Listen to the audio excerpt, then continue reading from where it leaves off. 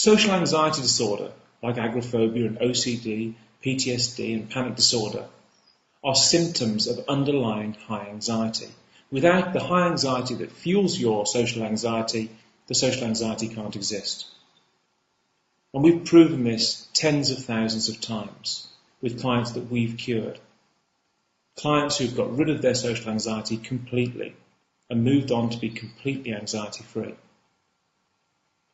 So how's the anxiety formed? Well, anxiety is formed in part of the brain called the amygdala. The amygdala is actually a pair of organs, and they work rather like an anxiety thermostat. They're the control centre of your anxiety. The amygdala receives data from the sensory organs around the body, the eyes, the ears, the nose, the mouth and the skin.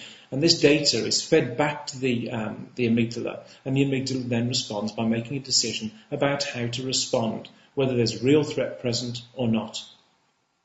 If it detects a real threat, it goes into the flight or fight response. It releases adrenaline, and you go into the flight or fight response, which prepares your body for either fleeing from or fighting the potential danger.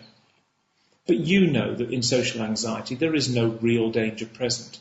Okay, you perceive your environment as fearful. Maybe you have to do a speech or go out in public, or maybe you have elements of agoraphobia.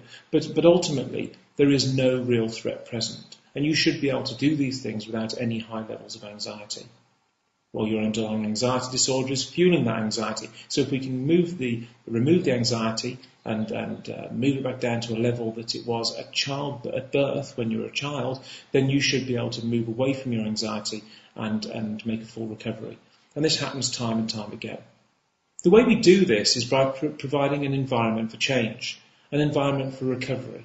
And what I mean by that is that we provide an environment that allows your sensory organs to feed data back to the subconscious mind and the amygdala, which tells it that it is completely safe. And by doing so, it comes to the realization that it is safe and that it can adjust your preset anxiety levels back down to a normal level. And it does this very quickly indeed. It has to. The emotion of fear is very adaptable. It has to, because as we go through life, we move from places that are totally relaxed and vacant of any fear to places that can be quite threatening. And as we move between those environments, it's vital that our anxiety levels fluctuate in order to provide us with protection from potential fears and potential dangers. We do this using the Lindenmethod program, which is a structured way of providing the data, the external data that your subconscious mind needs in order to reset your anxiety back down to a normal level. And it does this very quickly, as I said earlier. It's very structured, it's simple, it's fast, and it works every single time. It can't fail because it is the process that every recovered sufferer has followed to become completely cured of social anxiety. There are many devices out there that claim to be cures for social anxiety, but they're not.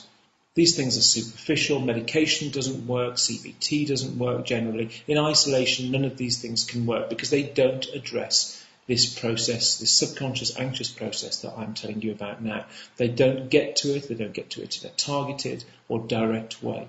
They don't render those neural pathways of anxiety that you've built up by practicing being an anxious person obsolete. They just don't do it. But our process does.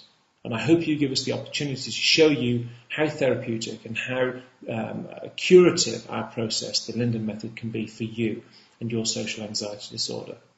Do cures for social anxiety exist? Yes, they exist here. And I hope you give us the opportunity to show you them. Take care.